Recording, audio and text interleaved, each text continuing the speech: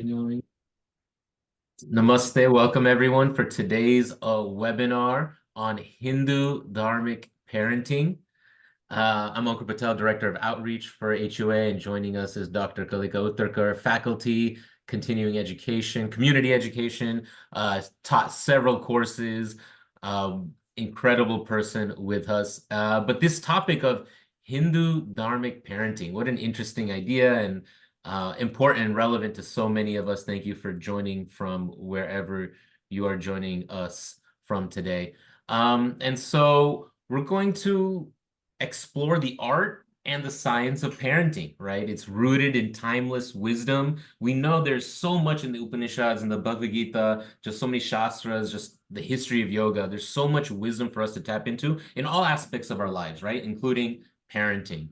So this webinar and the course that Kalika ji will be teaching delve into parenting as a shared spiritual journey, fostering holistic growth. And actually, that's what HUA is about, right? We're on a shared spiritual journey. We're trying to foster holistic growth. We're offering different courses, programs, and of course, these weekly webinars that I'm glad to host. And thank you for joining today. And Dr. Uttarkar, I think you must have been on several, maybe dozen webinars by now as a panelist. We'll see. Maybe that's another chart I have to put together. But the physical, the emotional, intellectual, and spiritual, right? The holistic growth for both the parent and the child, for the entire family.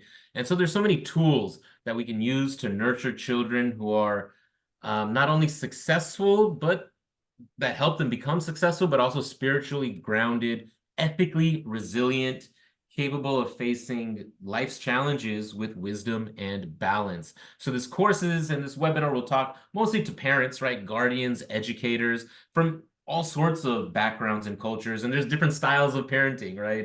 Yes. You know the different stories depending on where you were born and where you migrated to, and the way that affects how you parent, how we were parented.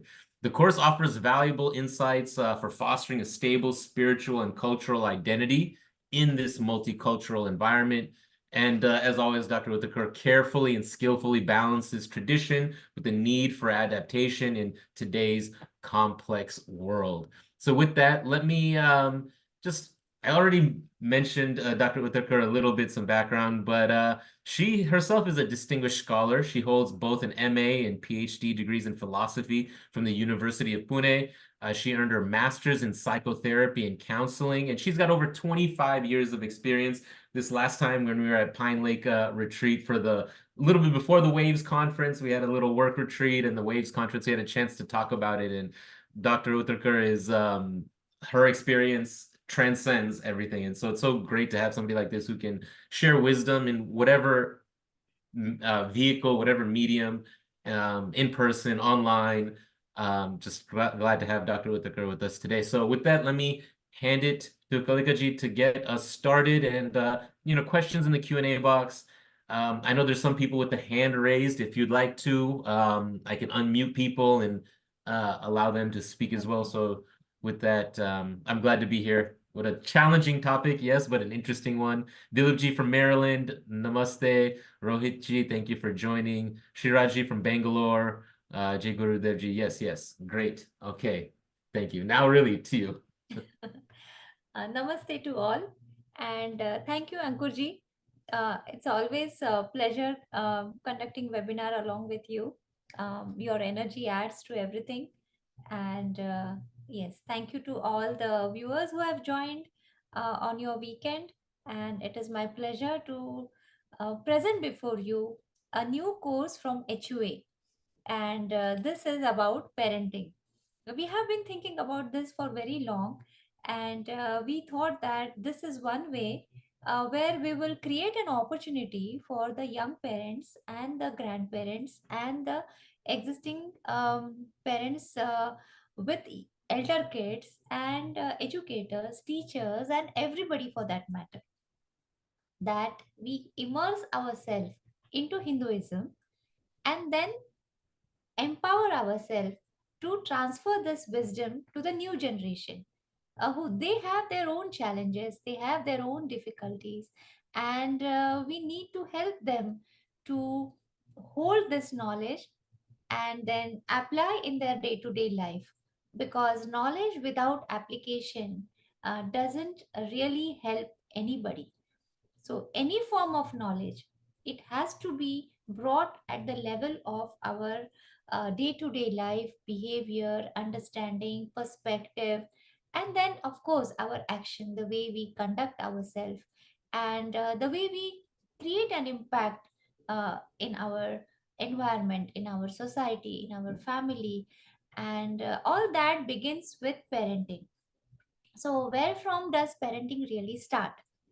So, if we are talking in terms of Hinduism, if you are talking from the perspective of the Sanatan Dharma, then the concept of parenting begins even before conception. When we talk about 16 sanskaras, when we talk about marriage as an institution, then before even the process of conception, the parents, would be parents, need to be prepared with a mindset, with the will to welcome a jiva who is wanting to grow, wanting to grow physically, emotionally, as well as spiritually.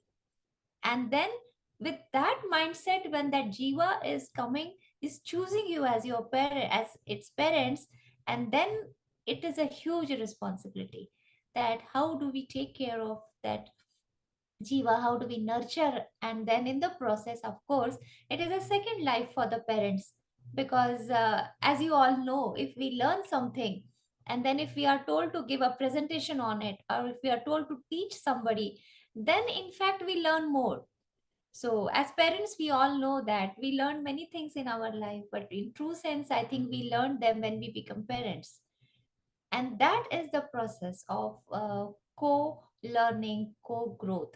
So we thought of coming up with this course on parenting, and this is a course spread out into 2 quarters. So it is not just a 1 quarter course, but this is a 2 quarter course. So it would always benefit if you uh, join for both the quarters, because the subject matter is distributed in such a way. Now, should I join part one first and part two? I would say yes. But by any chance, if you cannot join part one and you do your part two, then even then it makes sense doing your part two first and then doing your part one. But holistically, this is a journey of self development, and then taking this forward to the new generation. So I would say that parenting is not an easy task. And speaking on for parenting is also not an easy task, because each parent is different, each child is different, each scenario is different. Even then, we want to develop a perspective where we can add to the betterment of the child, family, and the society.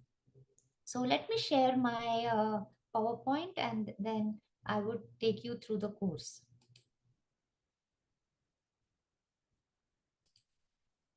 And we can see the webinar results. What is this? 14 first-timers. Thank you for joining. 13 regulars. 20 have attended before, and 12 people have taken a course at HUA before. 3 program enrollments and 21 people considering. Glad to have all of you with us today. So, yes, thank you, Ankurji. And thank you for that all generous introduction also that we started with. And looking forward to have interaction with all our participants who have joined today. So before that, I would like to take you through few slides and try to give you an overview of the course that we have designed. So the first and the foremost question that comes into our mind is, why parenting? Now, parenting is required because all the species in this world, they do some kind of parenting in some form, in the maybe in minutest form, or maybe more elaborately. Like human beings tend to do it more elaborately, but even birds, they have some instinctive understanding about parenting. They help their they help their children to become strong, and how they can navigate in this world, on this earth. So everybody is into parenting now. How does it differ for an human being? So there are many parents who feel that this is sad, but yes, because I'm also a counselor, I often come across people and they ask me this question: why are these modern thinkers creating a facade about parenting? Is it not natural that we grew up in our families and then our kids will grow in our families? Why should there be a meaningful parenting? Is it natural? I would say yes, it is natural. Parenting is natural because it is not a created facade or nothing which has come out of modern times, but since ages, since antiquity, parenting has been part of human society. And every parent has this wish that their children are much, they are better versions of them. They face life challenges in a much with more strength, with more understanding, with more wisdom, with more skills. And every parent is trying to equip their children, and so this concept of parenting comes in. But nevertheless, in modern times there are many challenges, and that these are technology and screen time. So this is the most important challenge that we are facing, not just with the children, but this challenge is there with the parents, it is also with the grandparents. So how to deal with that is a very important issue. It's a current issue that if we do not deal with it, then there is going to be a major problem in coming 10 years or 15 years. The society will have a total different issues to deal with. Then there is a lot of cyberbullying, online safety. How do we equip our children with that? That is also a very important issue these days. Work life balance is a major thing. Work life balance is not just for parents but even for these children, because you see, they have this over scheduled lifestyle. So they come from the school, then they have to they don't even have much time to relax. They have to go and they are sent to different classes. So they will be following some art form, they will be learning some extra skills, some, you know, courses which will help them in their school education. So they are also overpacked, and they are sometimes busier than the parents. That is one challenge, how to deal with that. So do they really need a free time? What is this life full of care? We have no time to stand and stare, isn't this? So that is a, a very hard situation, even for the students, even for the children, young children. So we need to think about that and what Hinduism talks about it. Then the second issue that we are facing is information overload. So too much of information. We are, you know, it says that you are what you eat. So I would put it in a different way: you are what you consume. And we are consuming tremendous amount of information, we are consuming tremendous amount of entertainment, and we are constantly looking out for something to fill in our internal gaps. So this overload, how to deal with that? Then of course they have increased academic pressure, and then the family structures are also changing. So initially it was a big family with grandparents, uncle and aunties and cousins and all of them.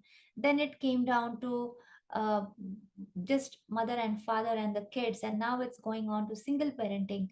And so the scenarios are changing socially, the family structures are also changing, and therefore this role of parenting is also having challenges, and then we need to think about that. And of course social media is there, and as a cause of all this, mental health is I would say more than earlier. This is an era of being aware of mental health, because that is being sabotaged by many things. So these are certain challenges. Not, I haven't covered all the challenges, but just to have an understanding, we have so many challenges, and therefore parenting, meaningful parenting, becomes important. Now the next question is, okay, we understand why parenting and meaningful parenting is important, but why Hindu dharmic parenting? Many people will have this question. And I would say that Hindu dharmic parenting has become more and more relevant today. Why has it become? Because for very simple reasons, that uh, I would say that past two generations, of parents have gradually lost their touch with Hinduism. And therefore, it is very important that we understand what is Hinduism. So, this course on parenting is also an understanding of what is Hinduism. If somebody really wants to have a glimpse of understanding of what Hinduism really means and what is it that we have to take forward. See, we have been taking forward certain ritualistic and customary aspect of Hindu Dharma. So our grandparents were following these rituals. So my parents were following these rituals, and we are also following. Yes, that is one vehicle. But is that all? We need something more because the new generation is more logical. They want answers for their questions, and you would see that they ask so many questions, and the parents are sometimes equipped, but most of the time, many parents, as they talk to me, I see that they are not equipped to answer the questions of their children. And therefore, I feel that the fundamental need and the purpose of this course is also to empower the parents and the children with the knowledge of Hinduism, what Hinduism really means, what is the essence of Hinduism. And that therefore, Hindu parenting or Dharmic parenting, Vedic parenting, Sanatan parenting, whatever you call it, all this becomes more and more relevant. Secondly, especially when we are living out of Bharat, we are living in other countries, we are also navigating to different cultural environments, then our children should know what who they are, what is their inner basic identity. I would say they should know their cultural identity, they should know their spiritual identity, then probably they will be in a better position to navigate their social identity, geographical identity, and they will try to amalgamate everything together and come out with a better way of understanding. So, that is one main thing that we will tackle in this course, and we will help the parents to handle these kind of situations. Secondly, there is an identity crisis, and therefore that leads to confusion. Who am I? Where from I belong? Hinduism, what is it? Is it my religion or is it my parents' religion? What is my connection with my language? What is my connection with the food culture that I'm having? How relevant are these Hindu festivals in my life? What significance does it have? These are the questions that children really face, and sometimes they ask their parents. So it's not like the soldier on the battlefield and we tell the soldier that do not ask why, just do and die. That's not the situation. Children need answers, they need discussions, they need dialogues. So this course will help us to develop this kind of communication with the kids so that there is some clarity about their identity, there is some clarity about the roles that they are playing, so to remove this confusion. And last but not least, when the children are going outside into the schools and they are not taught um, a proper history, a proper understanding about their country, about their culture, and then they are in the minority, they are immigrants, then there is a lack of confidence and pride. They are confused. So they don't know, where do I stand? Where does my culture stand? How important it is? How powerful it is? So nobody wants to associate with failure. Nobody wants to associate with weakness. Nobody wants to associate with something that is very remote. Nobody wants to associate something that is embarrassing. And therefore, the confidence level comes down. So, how to increase confidence in our children, and basically how to gain confidence within us as parents, and then pride will follow. So first there has to be love, then there is confidence, and then there is pride. So how can we develop this in regards to our culture, civilization, history, and Hinduism at large? So this course basically will not teach in depth about all these issues, but this will help to create ways and methodology of how to develop ourselves on these different grounds and how to take them to the children. So, developing tools, using some already existing tools and creating new tools is very necessary because the time is always changing. It has to be a dynamic process. So, this course basically is a transformative course. It explores the art and science of parenting. So there is a lot of science in parenting. So at what age the child should start eating, at what age the child should start walking, at what age does the child start thinking, at what age the sanskaras become important. All this is part of science. But how can we bring all this wisdom and knowledge into day-to-day life is very artistic. So as a mother, as a father, in a playful way, in a happy environment, how can we bring this? This shouldn't be a burden for the parents, nor it should be for the children. It should be in an easy way. Now, when we were living in our own country with all our relatives and culture around us, things appeared to be easy. But it is a challenging thing when we once we are out of our country, when we are navigating through different cultures. Even then, can we bring it into our life? And if yes, what could be the methods? That is the main thing. And then we are drawing inspiration from Upanishads, Bhagavad Gita, and Yoga. So believe me, in this course, we will be dealing with all aspects of Hinduism, but the focus will be in nourishing the roots of the tree. So, philosophy it nourishes the roots of the tree. Once those roots are strong, then what happens? The trunk of the tree is the culture, and this culture goes through the branches. And then in the leaves and in the fruits, we see our behavior, our festivals, expression of our culture. But basically, where from the inner inspiration comes and what is the goal of everything is rooted deep into our philosophical tradition.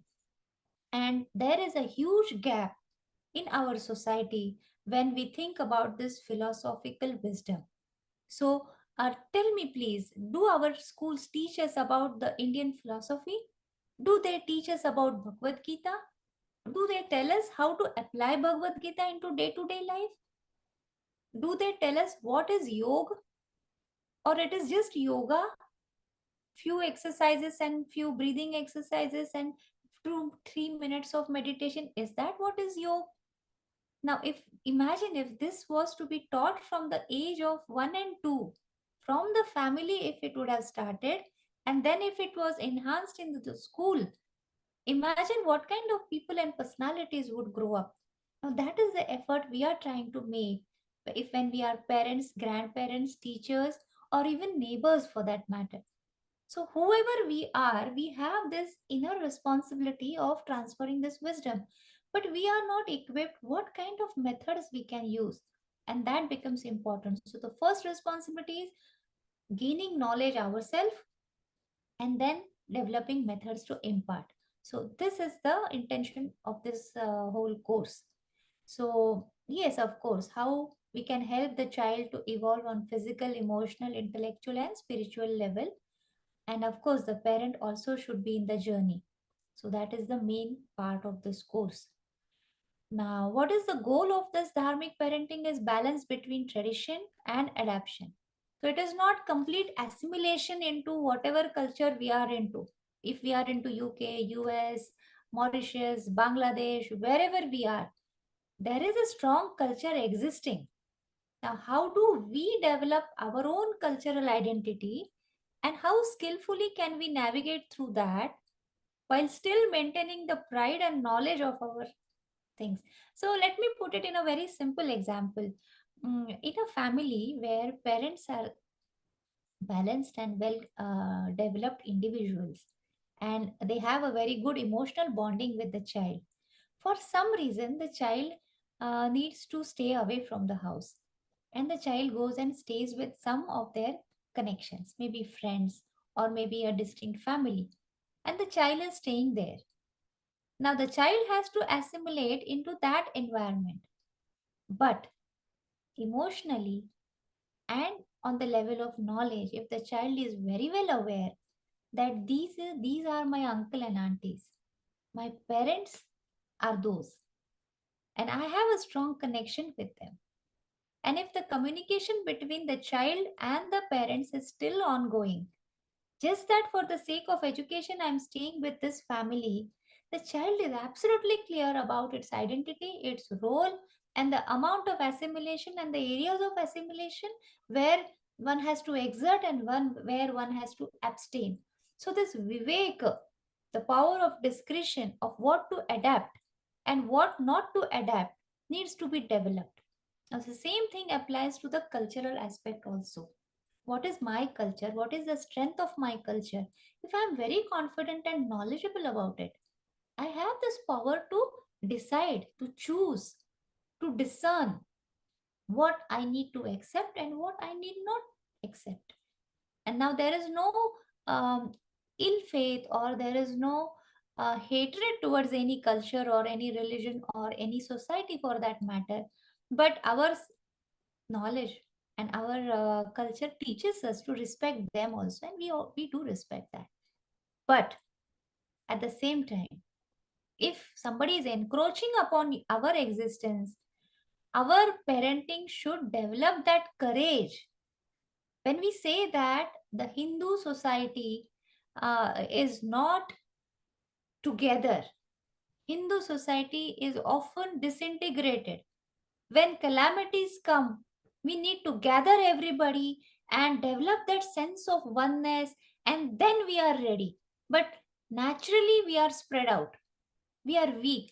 Why this kind of comments keep coming? For the very simple reason that we don't know who we are. We don't know what is that knowledge, what is that thoughts that we are made up of. How do I identify myself as a Hindu? Why I am a Hindu? If this question is asked, why am I a Hindu? Ask this question to yourself. Do you get one line answer? Other religions might get. Do you get? Do we get? Is a question. So, have we really understood the essence of Hinduism? If we are confused, then that confusion is carried forwarded.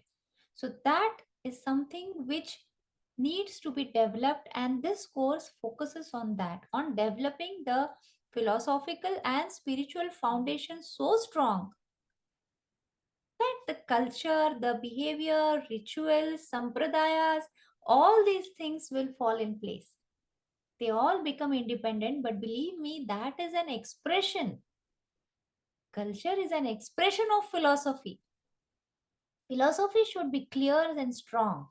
One should know who I am, where from I come, what is the goal of my life, and how am I expected to act, and what am I expected to achieve, and how I can be happy.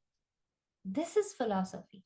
If these questions are answered, automatically I know how to apply that into my behavior, into my day to day life, into my modes of entertainment, into my modes of getting information, into expressing myself, into doing and creating impact into the society. So, this philosophical foundation is missing in our society for decades together, I would say centuries. In bits and parts, in certain families, of course, it is there. And thanks to all of them, because of whom it is with us even today. So, I'm not talking about that 10% or 20% of families. Hats off to them. All my due respect to them. But what about remaining 70-80% of Hindus in whose families Hinduism is not practically practiced? Just one puja is conducted once in a year, and there is a lot of celebration around it, and that's the end of it. How are we expecting that our generation will carry forward this to their further generations? And how will they be equipped to answer all kinds of questions? And therefore, it is our responsibility that the philosophy of Upanishads, Bhagavad Gita, and Yoga needs to be transferred to the new generation. But people think that children are so young. How will we talk about this? Will they sit in front of us? How to discuss this? How to bring these concepts into their life? And the course is all about that. As we think, children are smarter than us. Their brains are fresh and they understand it very quickly. They retain it for long. So, how can we bring this to them? They are ready to take it. It's we who have to develop a methodology and interest and create a need and then deliver things to them. So, this course will equip us how to do all these things and how to bring this profound insights. So, and then, of course, This is an emphasis on nurturing physical, mental, emotional, and spiritual aspects, encouraging children to discover their true nature and potential. At the same time, instilling strong moral and ethical values by introducing concepts like karma, dharma, and many other concepts similar to that. So, overall view of this course is that it is a transformational journey for the parents which can be inculcated in the children according to their age. So we have beautiful epics like Rama and Mahabharat. We have a huge literature from Ved, Upanishad to Darshan Shastra to Puranas to Rama and Mahabharat, and even later we have great languages with us like Sanskrit, who is the mother language of all languages, and then our mother tongues. Unfortunately, they are vanishing these days. So, how can we stop from vanishing, from our mother tongues getting vanished? That is also one way, one method. So, what has led to that? How can we stop that? How can we develop? I just want to share a simple thing, this word called tatastha. Now, I speak Marathi at home, so we use this word tatastha, but it is a Sanskrit word. I'm sure many other languages will also have this word in them. So you can put it in the chat if your language has this word. So it means tata in Sanskrit means the bank of the river, and stha means sthira, that is being stable. One who can be stable on the bank of the river and watch the water flowing will have a better understanding of the river, will have a better understanding of the flow. And so we have to learn to be tatastha is what my language teaches me. Now this has a it has essence of the whole Upanishadic philosophy. This tatastha is so subtle that it helps in understanding what exactly meditation is. Tatastha helps in understanding what kind of relation management I need to do, how much I need to be involved in other person, and where I have to stay detached, where from a relation begins and where it stops. So how do I use this in my family, in my personal relations, in my social connections, in my geopolitics? So this word tatastha has meanings. It is multi-layered word. We can use it in different way. Now if I don't know Marathi, there is a less possibility that I know Sanskrit. So I have lost my connection with this word tatastha, and then I close this window to the whole cultural and philosophical aspect of my being. So when our mother tongues are vanishing, we are closing all these windows for our kids. So how to work on that? How to bring that into their life? What are the different tools that we can use it? So such kind of discussions would also happen. And so the main objectives of Hindu parenting is delve into timeless Hindu philosophies and their contemporary application in child rearing. Explore the concepts of dharma, karma, atman, and relate that to parenting. And then discover methods for fostering children's spiritual growth alongside their intellectual and physical development. Not just that, but develop strategies for helping children navigate life challenges with resilience and wisdom. And then, of course, create a harmonious family environment where we are support to each other. Families should not be breaking, relations should not be creating huge distances, but they need to come closer. And then, of course, develop confidence, pride, and sense in belonging to Hindu culture. Now, this can be developed only when this confidence, pride, and sense of belonging is created for the parents, for each other. If that is lost, then the whole attachment with the culture, with philosophy, with language is lost. So, in the process of parenting, where this is happening, and then we also will be discussing about handling our relation as parents within ourselves, as husband wife relation. How do we conduct ourselves? How do we respect each other? How much can we? And therefore, I would say that I would invite couples to join this course because it is also enriching ourselves in our personal relations as an individual, as in personal relations, and then bringing it into our family and to the kids. So if this is developed, if this belongingness is there, then there is no embarrassment and shyness about being a Hindu, being a Sanatani, being a person who believes in Upanishads. So these days, people are saying that I am not religious, I am spiritual. That is one way of saying it. But ask them, what is being spiritual? What is the goal of your spirituality? What is spirit? When you say spiritual, what is spirit? Then each religion talks differently about spirit. Sanatan Dharma talks much more than spirit. Spirit is on a very earlier stage. We talk about Brahman, we talk about Atman, which cannot be translated. Consciousness cannot be the right word for Brahman. So, what does it really means? If the parents are clear about this, all your sharp kids, just let them ask questions. Now, we have another course that is growing up with Gita, and I have children from age 11 to 25, and I enjoy that course like anything because they are amazing. They ask questions, they shoot questions towards you, and then you need to answer them, have discussions. So that same environment can be created in our homes, in our families, over the dinner table. And when the whole family is soaked into this kind of an understanding, nothing extra patchwork needs to be done. So these days we see courses where they tell us how to, this is a parenting webinar and how to create confidence in your child. Okay, so confidence has this, is translated as Atma Vishwas in Sanskrit. Atma Vishwas. So what is Atma? What is this self confidence? Who is self? What are the layers of this self? We talk about Panchakosha. We talk about different stages of awareness. So Vishwasa, confidence. So, confidence in your divinity is fundamental. When I believe that I am divine, I am part of divinity, all that Sat Chit Ananda exists within me, nobody can let me down. Nobody can try to put me down. Nobody can make me feel inferior. And I will have that courage to speak the truth because I will never fear what I will lose. I have nothing to lose. I am complete. So, this level of confidence, if we can bring into our children, they will become leaders. So, how to develop leadership, how to develop confident children, how to develop fearless generation, we have answers in Sanatan Dharma.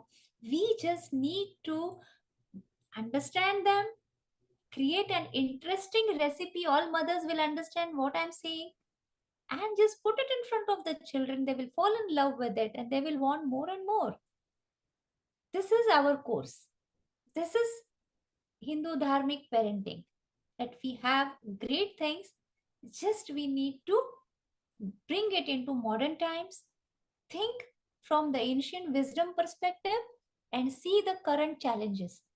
And let us see how we can bring it into that. This is required. Dharma is dynamic, it is not static. We will have to leave some things, we will have to add a few things. If our generation is not going to do this, who will do this? We cannot just sit and cry that my kid is not speaking my language, my kid is not coming to the temple, my kid is not meditating. We cannot be losers. We cannot be losers. We need to understand our dharma, we need to understand our philosophy and take this challenge, because this period of time in the larger scenario is a transformational time when the whole of geopolitics is changing, when people's awareness about their religion is changing. Hindus need to be confident, together, and courageous, and should have knowledge about themselves, is what I strongly feel. If our community is fearing, if they are behaving like cowards, that shows that we are ignorant about our Hindu Dharma. We are ignorant about the basic fundamental philosophy. And if not now, never. And therefore, this is like a Shiva Dhanusha. We all need to get this and take it to the new generation. And so we are making this humble effort of bringing in this course. So this course will be for 90 minutes. It will include presentations, interactive sessions, and activities. It will address real life situations and challenges. and bridge ancient wisdom with the modern realities. I'll take few minutes more to give you just a glimpse of what we would be doing in different weeks. So our part 1 has 10 weeks, part 2 has 11 weeks. So this will be a 21-week course. We will thoroughly immerse into it. It will take care of the modern psychological insights. It will take care of Upanishad, Bhagavad Gita and yoga insights, and it will take care of our current situation and problems and how to deal with that. So this is a course for self growth. This is a course of parenting. So first week starts with understanding the need and significance of Hindu parenting. What makes Hindu parenting different from other parentings? What makes Hinduism different from other ways of thought? What is the essence and what is the strength of our Hinduism? That will be one aspect. And then, of course, combating with misconceptions about Hinduism. And then it follows with decolonizing the mindset. Politically, we say we were freed in 1947. Are we really free? Are we really independent? Can we think courageously? Are we independent? Can we think independently? Or are we people pleasing kind of a community? When we go wherever and we say yes to everything that others are doing, do I have knowledge and confidence about myself? It is a check, we need to, there will be quizzes, there will be interactions, and we will find answers to our own selves. We will open the doors of our own windows which we closed with fear. We need to open them and just face ourselves and then get a roadmap for the future. So this is decolonizing the mindset. Academically, there has been a lot of colonization. We as immigrants, when we come here, we tend to fall in this trap. While I'm talking to you, I am not an exception to that. We all come from an education pattern which was followed for past 70 years back in India. That has created this, rather not rescued us from the colonized mindset. So we need to first, purify ourselves, decolonize ourselves, and come to our original thought processes, and let us be insider into Hinduism. Currently, we are like an outsider. So we need to understand what is the difference in being insider and outsider. So this is a week which will be a week of realization where we understand where we are. Then, of course, fundamental principles of parenting.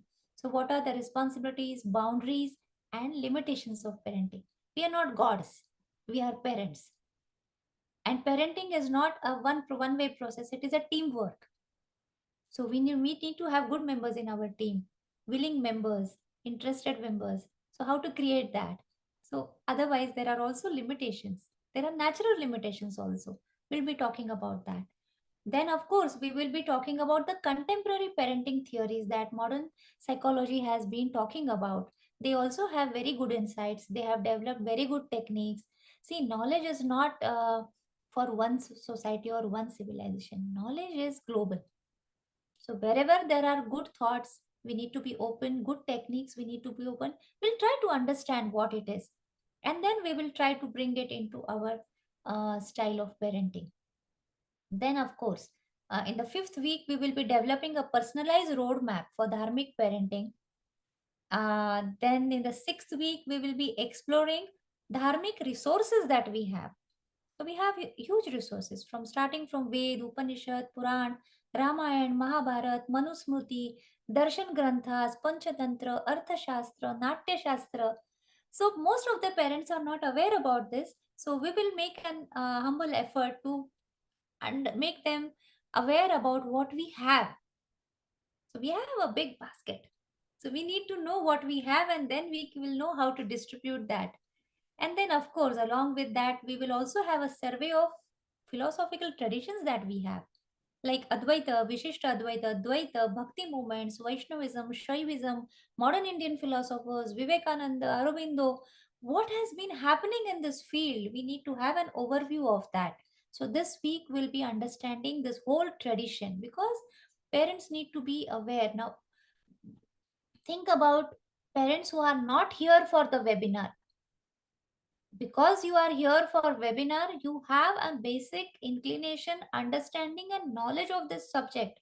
But there is a huge population outside. So we need to reach to them also, and then they need to understand this treasure that we have. So they will be also proud and they will take it to the future generation.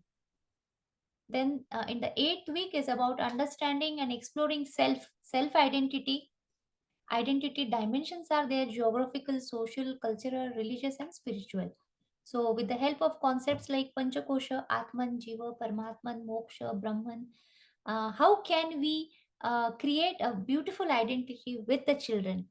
And believe me, I am into this field for past more than 25, now 30 years, I would say.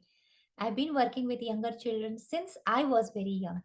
So I had this opportunity to work with the children because my father was into this, and we used to take shivir, as it was called in India, with younger children. And now that my kids are off to college, I've seen a long span of generation and kids going ahead. And I have this confidence that if we as parents are courageous and if we have the knowledge, we develop, we are very creative, and we can take this to youngest child as old as even 1 year or 2 year old. See, anything that is beautiful, anything that is strong, anything that is attractive, human beings are attracted to. We need to create that thing within us, and then this is a treasure. This feel we should have, and then we will take this treasure to the new generation. It is not that difficult as it appears. It shouldn't be always boring, it shouldn't be always burden. Because Anandat Brahmeti Vajanat. Ananda, happiness, is the goal of human life. Happiness which comes from within. Now, that is the treasure. If we are taking it to the children, the process also should be a happy process. It should not come from over strictness. It should not come by putting constraints on the children. It should be theirs. It shouldn't be our thing that we are giving to them. It should be their thing that they are developing. This is a perspective. Of course, in the ninth week, we will be talking about karma, nishkama karma, rebirth, dharma, swadharma, shreyas, prayas. We will take stories from Upanishads, certain stories from Ramayana and Mahabharata. And then in the 10th week, we will be talking about the moral values, essential Hindu values in respect to Upanishad, Bhagavad Gita, and the tools to take them to the children, how we can take them at different age groups, of course. So, right from Garbha Sanskara to the age of 25, till the time they become parent, the process continues, and we will discuss on these different levels. Then, of course, our part 2 will start in winter. I just want you to have a very quick glimpse of, because that is also equally important. We will be talking about Ashtanga Yoga in the first week, that is balancing success, competition, excellence, achievement with inner peace. The next week will be all about practical yoga, how we can create a daily routine for our kids and ourselves in this busy schedule of ours. What practical yoga should we integrate into our life? At the same time, Ayurvedic principles, what kind of food we can have, when we could have. So, week 3 will be about in bringing in Ayurveda into our life. Week 4 will be understanding the concept of Ishvara and different deities in our tradition, their significance, and related to that, there are festivals, there are different rituals happening in the house. So, how to understand their significance, how to take it ahead with our little time that we have in our daily life. We will also get to know about the 16 sanskaras, Sora Sanskar, as we say in Marathi, 16 sanskaras, which a human being has to follow according to Sanatan Dharma, what significance it has. We will explore the concept of Purushartha in modern terms. Dharma, Artha, Kama, Moksha. So, 6 week will be about that. Of course, Ramayana and Mahabharata in week 7. And then week 8 will be about understanding the interpersonal relationship between the family, at the same time parent parent relationship. So that will be more about if the husband respects the wife and if the wife respects the husband, if they love each other, children are the happiest member in the family. But if there is some tension and stress at that level, whatever you do, however how many classes you put them into, things are not going to work out as expected. And therefore that relationship is the essence of parenting. So we will be talking about that in week 8. Week 9 is about self awareness, Atma Bodh, and self care. How to take self care, how to love ourselves, how to create friendship within ourselves. We don't have to always search friends outside. These days, people don't like friendship with themselves. They don't like to connect with themselves. Poor thing, they always go in there with their cell phones. If you are not enjoying your company, why will people enjoy your company? Are we enjoying our own company? Is a question. How to develop that? That is self awareness and self care. Of course, navigating with family relationships. How to now, children always move in their own age groups. Earlier, they had this opportunity in a bigger family to interact with all age groups. Nowadays, that is not happening. And because of language barrier, they are not even interacting with their cousins and grandparents. So they just move out at the age of 18 to the college. Again, they are moving within their peer group. One fine day they fall in love and they get into relationship, and then they don't know how to interact with other age groups. That creates a bad impact even in their careers, even in the professional world outside. Even the corporate culture is getting affected because of that. Political structures are getting affected. It is that deep and subtle. So how to navigate through that? That is week 9. Of course, everything in context with Upanishads, Bhagavad Gita, and Yoga and modern insights. Week 10 is about navigating through conflicts. Conflicts are natural. So, how to handle them at different level, how to navigate them. And conflicts also help us to enrich. So, how to get enriched even in the midst of conflict. That is all about week 10. And of course, week 11 is an interactive discussion, and then you will be writing some papers, and we would be reading them in the class. So, yes, this is all about our parenting course, which we are coming in the two parts. I think, did I take long time, Ankurji? No, that was so good. I put a link to the course in the chat. We have a few questions.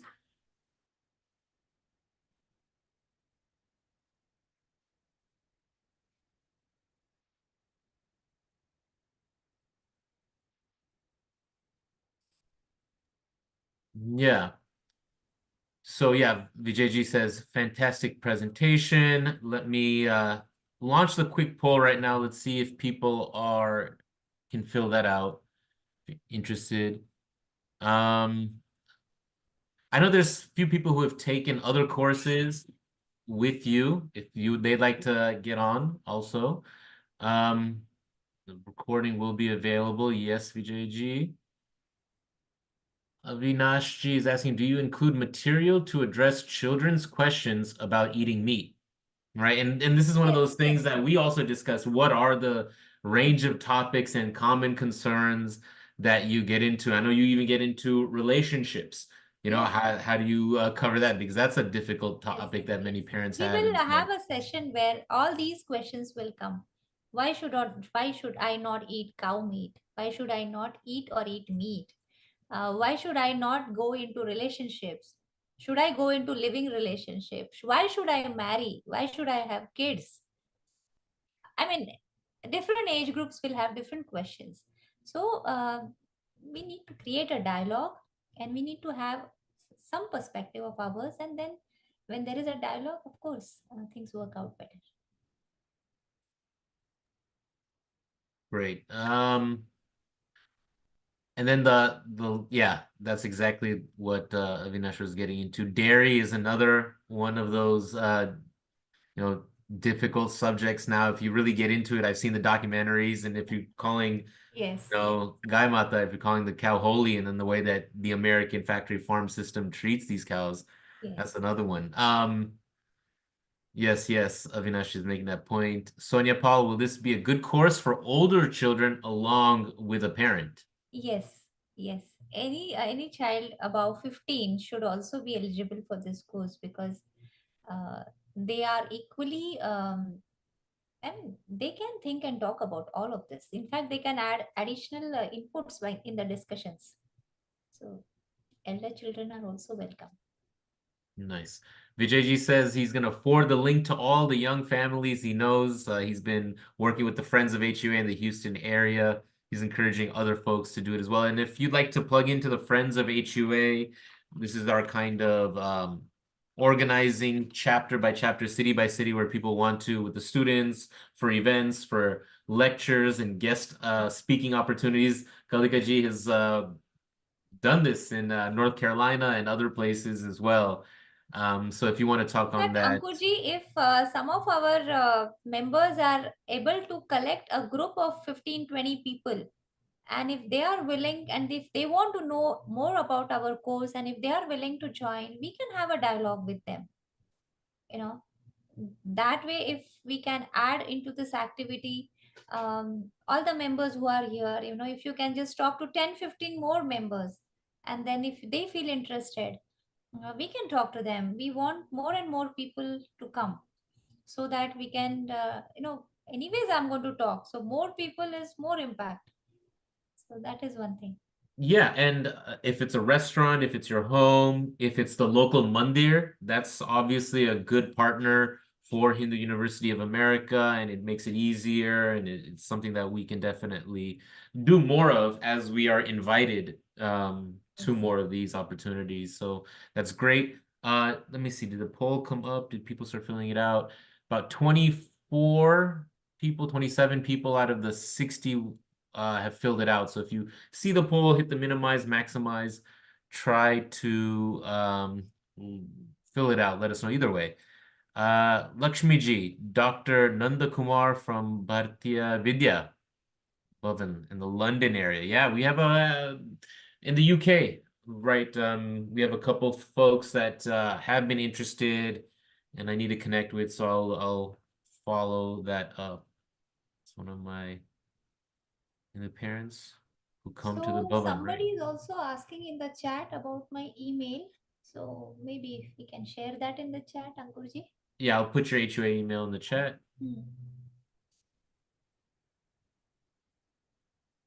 And one question is interesting. They're saying any suggestions to handle the negative propaganda from other forces?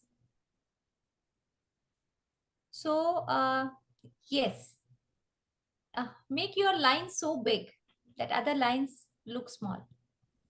So, when we are handling negative propaganda, one thing we can always do is positively empower our kids with the real knowledge. So, negative propaganda automatically loses its strength, and not just that, our knowledge also should be broadcasted, presented, more often spoken of with pride and with love. And if that is coming into our behavior as a society, that still creates a major impact.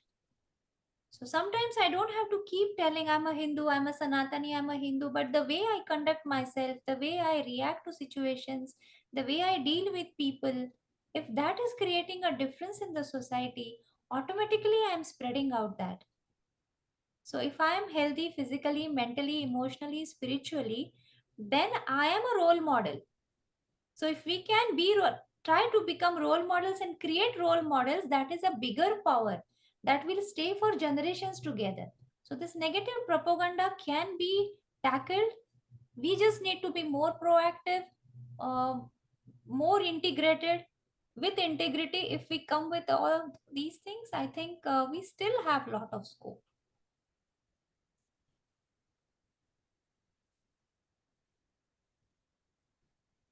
Great.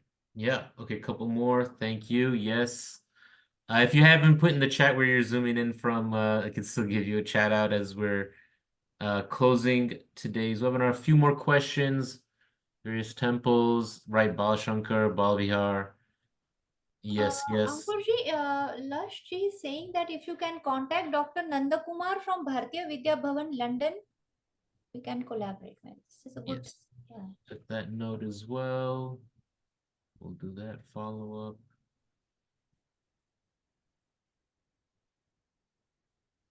Okay.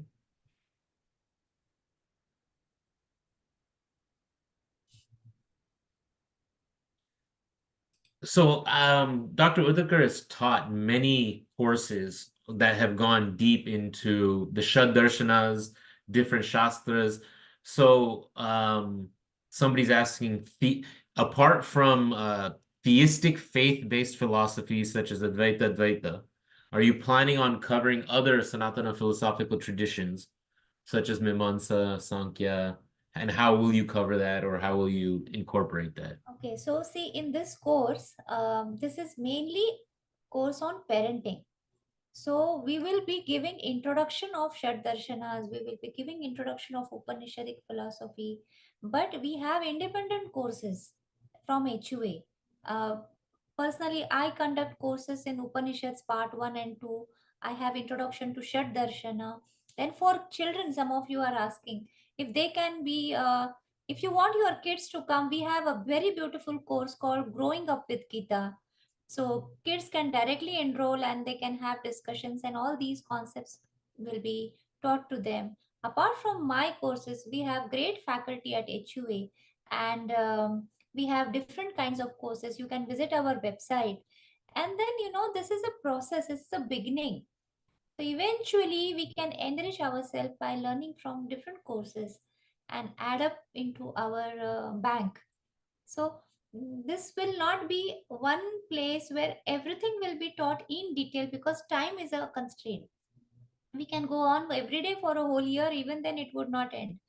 So this is an introduction, this is an awareness, and this will give you a holistic view of parenting with different parenting skills. But content wise, we will have to keep enriching ourselves. So you all are welcome to HUA, take different courses, and we would also, Yeah. yeah. So Jayashree was just asking the same kind of line. Why not have a kids course so they can hear directly from you? Well, Kalika ji herself is teaching the Growing Up with the Gita course. She's taught 2 batches where the students specifically have taken the course with her. But to get students, you have to have parents. So after offering the course to kids a couple times successfully, a couple batches were very nice. Kalika ji may want to speak to that. But this Hindu parenting is where the need is. And parents, if you say, I'll put my kid into the course and I won't learn, come on, like kids learn by example. So that's one of those things where Jayashriji, yes, we do have kids course where Kalika ji is teaching, and we'll offer it. Again, time is a factor for what information can be in a particular course and how many courses a faculty can offer in a given quarter. Right. So we have many faculty from around the world teaching different things, but Kalika ji herself is got also, series of commitments as well. So she can't offer every course every quarter, but maybe if you want to Maybe speak to Ankurji, that a little bit. I think we spoke about this. We would be offering this course in spring also, growing up with Gita.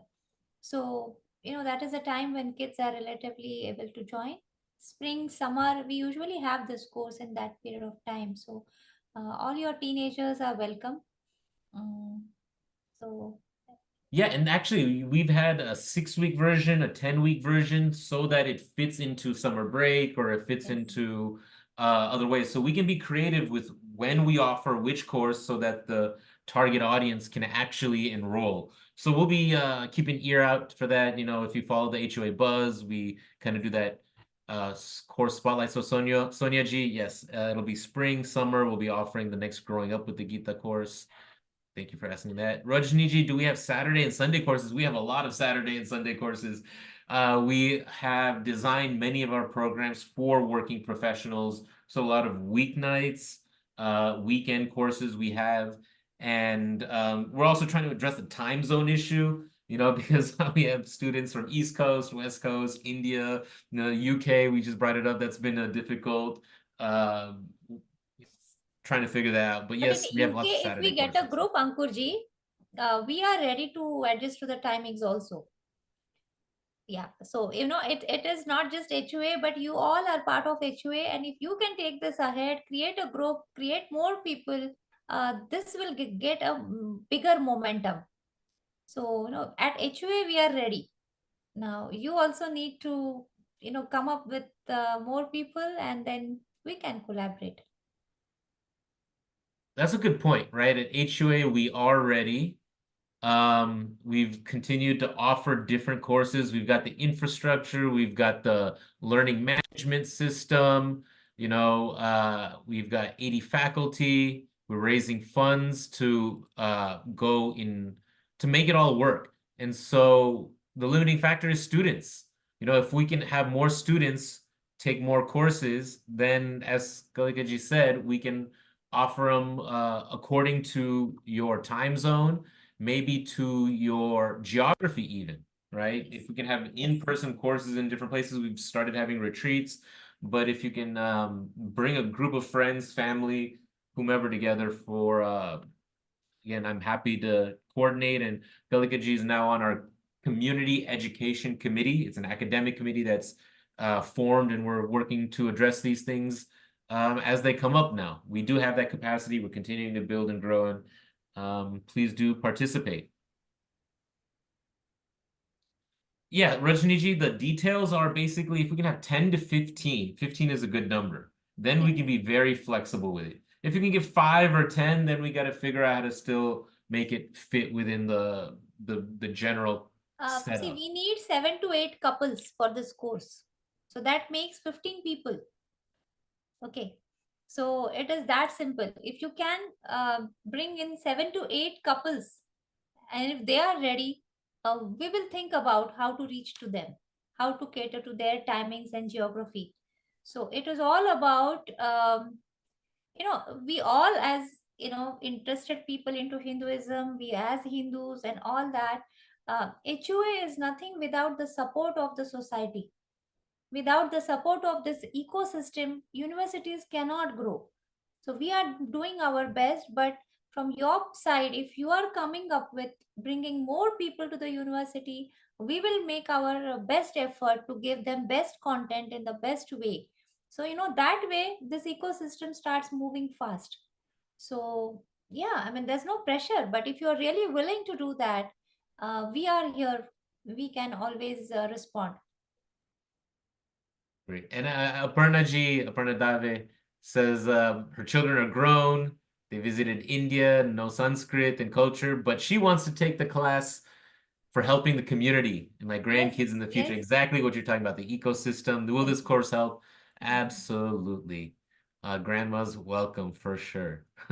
Yes, all grandmas, grandfathers, they are welcome. Uncle, aunties, teachers, educators, all are welcome. Even would-be parents. Mm.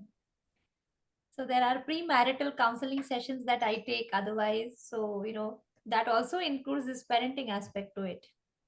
Because couples are in love and they are good to each other as long as kids are not there. And the real challenge begins when the kid is in the picture. So, what parenting style and everything starts from there. So, this course is also for them. Great. Let me drop in the chat one more time the link to the course. It was pretty active chat for us.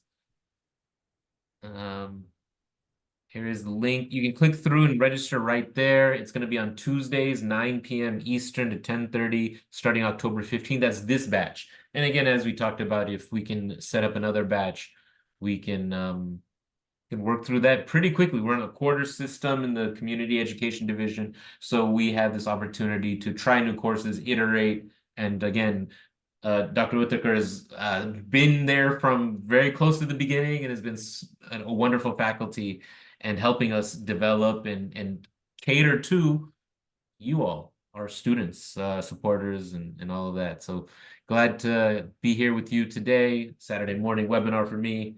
Another one. Any last questions, comments, and then I'll give it to Dr. Kalika ji for closing thoughts. Maybe a mantra if she feels. Okay. So, a simple question: what is the essence of Hinduism? What is the essence of Hinduism? What is it that we are trying to give to our kids? I would say there are 5 major points.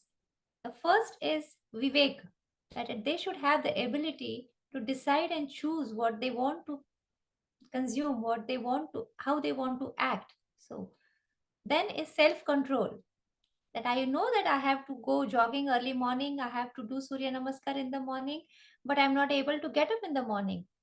So I know what to do, but I'm not able to do. There is a gap in between which can be overcome by self control. Yogaschitta vritti nirodha, atha yoganuशासनम. That is what yoga says. So anushasana, abhyas, that is self-control. Atma bodh, who am I? What is my real nature? What is my purpose? So Atma bodh is the third thing. Chitta Shuddhi, of course. Kama, Krodha, Lobha, Mada, Moha, Matsar, all these affect my emotions. So how do I handle my emotion? How do I get my emotional stability? However intelligent I might be, but emotionally I am weak. I cannot do anything in this life. Emotional stability is a must. So that is an essence of Hinduism. And last but not least, it is about karma. What kind of actions do I do? So this forms the essence, philosophical essence of Hinduism. This nurtures the tree from the roots and it flowers and blooms beautifully. So let us help ourselves to bloom better and help others to bloom and create a better society.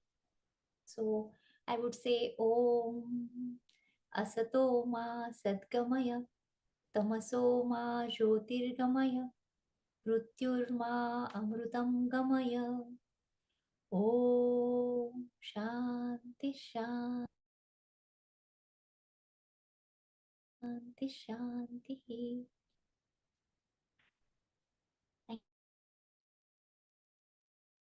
Thank you. Thank you.